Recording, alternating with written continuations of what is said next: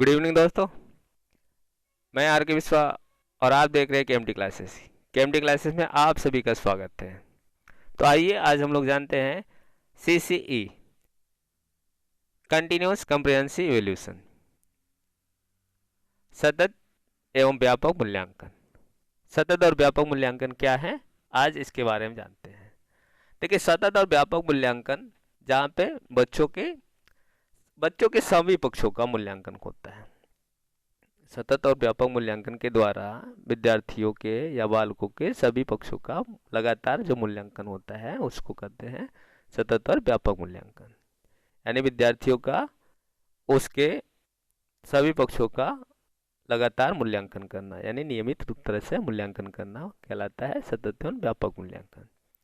सतत और व्यापक मूल्यांकन बच्चों के विकास के समस्त क्षेत्रों का सतत एवं नियमित आकलन करना है, जिसमें विभिन्न विधियों एवं उपकरणों के माध्यम से बच्चों का आकलन किया जाता है। देखिए, सतत और व्यापक मूल्यांकन, इसमें तीन शब्द जुड़े हुए हैं। एक सतत, दूसरा व्यापक, तीसरा मूल्यांकन। ये तीन पद है, यानी तीन शब्द जो है सतत और व्यापक मूल्यांकन को बनाता है। सतत, व्यापक और मूल्यांकन। तो अब एक एक को जानते हैं क्या है। पहले जानते हैं सतत क्या है। सतत, कंटिन्यूअस।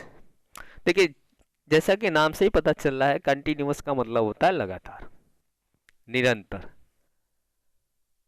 सतत का अर्थ होता है लगातार यानी निरंतर।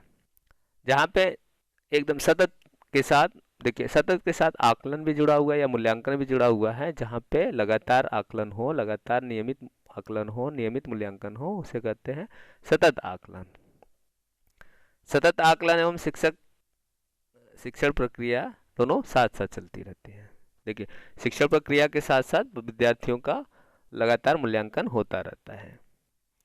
इसमें हम अलग अलग रूप में नहीं, मतलब इसको हम अलग अलग रूप से नहीं देख सकते, मतलब दोनों एक लगातार कंटिन्यूस प्रोसेस है। लगातार दोनों शिक्षण और मूल्यांकन दोनों साथ साथ चलता रहता है।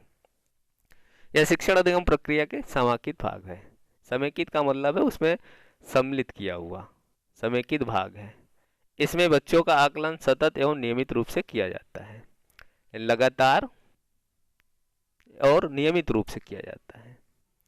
जो पूरे वर्ष में औपचारिक शिक्षा हो चाहे अनौपचारिक, ये दोनों रूप से चलता है, यानी कि स्कूल के अंदर का और स्कूल के बाहर दोनों पक्षों का मूल्यांकन।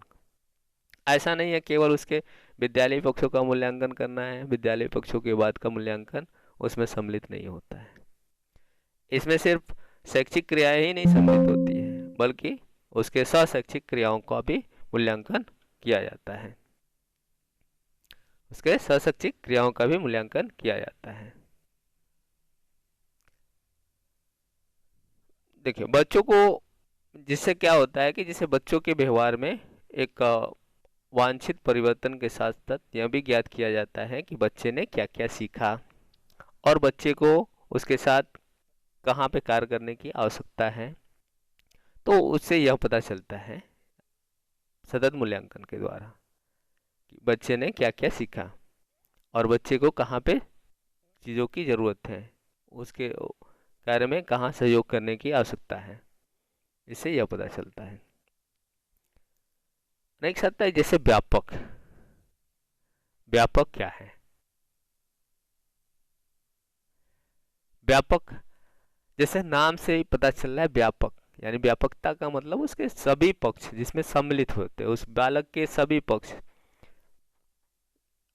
यानी उसके सभी पक्षों का विकास करना है। अब सभी पक्ष जैसे आ जाता है उसका शारीरिक, मानसिक, नैतिक, सांवेगिक, भाषा का, इमोशंस का। तो सभी प्रकार के जो सभी पक्ष हैं उन सभी पक्षों को सम्मिलित किया जाता है। कंप्रहेंसिव, जब सभी प्रकार के कंप्रहेंसिव, व्यापक रूप से मूल्यांकन करना, उसके सभी पक्षों का मूल्यांकन करना, केवल एक पक्ष का नहीं। केवल शैक्षिक पक्ष का ही अगर मूल्यांकन करेंगे केवल एक पक्ष का होगा। शैक्षिक केवल एक ही पक्ष का नहीं बल्कि उसके समस्त पक्षों का मूल्यांकन करना, जिसको आप कहते हैं सर्वांगीण विकास के सभी पक्षों का मूल्यांकन करना। क्लियर है यहाँ तक? देखिए, बच्चे के जो अच्छे नागरिक के रूप में आवश्यक होता है, अगर एक बच्चे का मूल्यांकन अच्छी तरीके से किया जाए तो एक अच्छा व्यक्ति तो बनेगा, एक अच्छा नागरिक बनेगा।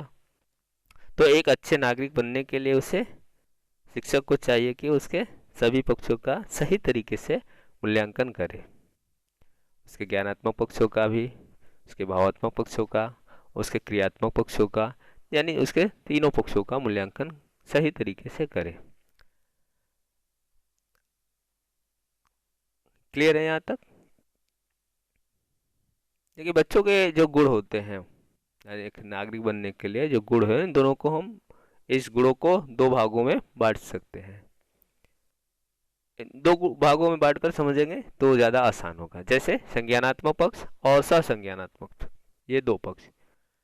जैसे कि पूर्व में, यानी जो पहले, पूर्व में कक्षा उन्नति का आधार केवल पाठ्य पुस्तक केंद्रित होता था। पहले केवल क्लास की उन्नति करना है, जैसे एक क्लास से दूसरे क्लास, दूसरे क्लास से तीसरे क्लास, तीसरे क्लास चौथे क्लास, ऐसे में तो केवल पाठ्य पुस्तक पढ़ते थे, पाठ्य पुस्तक के आधार पर परीक्षाएं देते थे, परीक्षा में पास हो गए, फिर अगले क्लास में चले गए।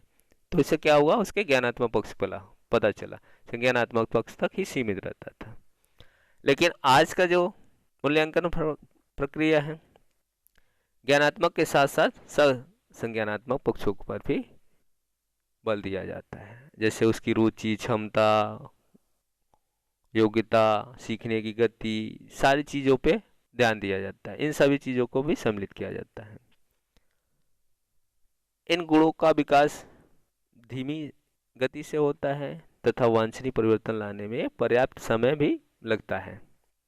जाहिर सी बात है, उसकी रुचि, आवश्यकता, क्षमता, इन सारी चीज़ों को ध्यान में रखते हुए जब मूल्यांकन किया जाता है तो बच्चे में वांछित परिवर्तन आता है। अब इसके वांछित परिवर्तन लाने के लिए पर्याप्त समय की आवश्यकता होती है। जरूरी नहीं कि बच्चा तुरंत ही सीख जाए, ऐसा तो जरूरी नहीं है कि बच्चा एक ही बार में जो आप सिखाएंगे एक बार में सीख जाएगा। उसमें समय लगता है, क्योंकि उसकी सीखने की जो गति है हो सकता है स्लो हो, समझ ही नहीं आ रहा है, तो उसके गति के अनुसार उसको समझाना पड़ेगा, तो जिससे में समय पर्याप्त लगता है। व्यापक आकलन, अवलोकन, चर्चा, हो सकता है साक्षात्कार लेना पड़े, ये सभी माध्यमों के साथ किया जा सकता है। हो सकता है ऑब्जर्वेशन के माध्यम से, डिस्कशन के माध्यम से, इंटरव्यू के माध्यम से, किसी भी माध्यम से हो सकता है, उसका आकलन व्यापक तरीके से आकलन किया जा सकता है। अब आता है मूल्यांकन यानी इवेल्यूशन। सतत हो गया, व्यापक हो गया, अब बात आती है इवेल्यूशन की। इवेल्यूशन करना यानी सतत और व्यापक तरीके का इवेल्यूशन करना, लगातार उसके सभी पक्षों का मूल्यांकन करना। मूल्यांकन, देखिए मूल्यांकन क्या होता है, किसी भी बच्चे का उसके कक्षागत मूल्यांकन के साथ साथ उसके व्यवहारगत पक्षों का भी मूल्यांकन किया जाता है। मूल्यांकन कक्षा अधिगम प्रक्रिया के साथ साथ बच्चों के सीखने की गति, उसकी अवधारणा, उसका ज्ञान, उसकी अभिवृत्ति, कौशल, व्यवहार, अनुभव आदि सभी को जानने के लिए योजनाबद्ध रूप से जो साक्ष्य संकलन करते हैं उसका विश्लेषण करना, उसका व्याख्या करना, साथ ही साथ उसका सुझाव देने की प्रक्रिया है। विद्यार्थियों के सभी पक्षों का अगर मूल्यांकन देखा जाए तो उसके अधिगम प्रक्रिया के साथ साथ उसकी जो सीखने की गति है, जो उसका ज्ञान है, जो वृत्ति कौशल है, जो उसका व्यवहार है, जो अनुभव है, जितने उसने जाना, उन सभी पक्षों में एक क्रमबद्ध तरीके से जो हम एक साक्ष्य एकत्र करते हैं, डेटा लेते हैं, उन सारी चीज़ों का विश्लेषण करना तथा व्याख्या करना और उसमें सुझाव देना या उसमें निर्णय लेना, ये मूल्यांकन की प्रक्रिया है। क्योंकि साक्ष्यों का जो संकलन करते हैं कक्षा में, शिक्षण के अधिगम प्रक्रिया के समय शिक्षक द्वारा उपयोग में लाए गए जिस भी उपकरण के माध्यम से किया जाता है, क्योंकि मूल्यांकन के आधार पर सुधार कर उपलब्धि स्तर को बढ़ाया जा सकता है। मूल्यांकन प्रक्रिया जितनी बेहतर होगी छात्रों के विकास की गति उतनी बेहतर होगी। मूल्यांकन प्रक्रिया जितनी ही बेहतर होगी, छात्रों के विकास की गति जो होगी उतना ही बेहतर होगा। देखिए, सतत और व्यापक मूल्यांकन क्या है कि विद्यार्थियों का लगातार सभी पक्षों का मूल्यांकन करना ही सतत एवं व्यापक मूल्यांकन है। सतत का मतलब होता है लगातार, व्यापक का मतलब होता